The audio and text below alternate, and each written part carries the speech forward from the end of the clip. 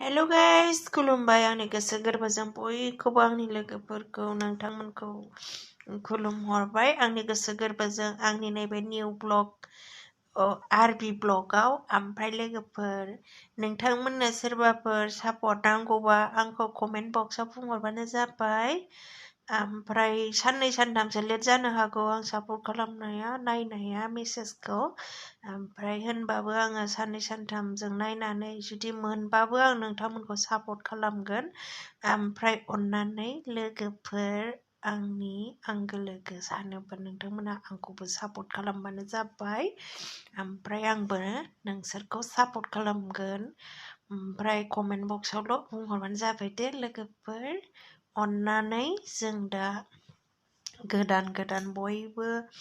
इउटुबार्सफ्रा एसे सापर्टनि गोनांथि आरोना ओंखायनो नोंथांमोना जुदि सापर्ट नांगौबा आंबो नोंथांमोनखौ सापर्ट होनो हागोन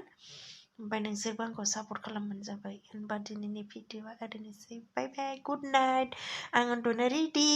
बाय बाय गुड नाइट लोगोफोर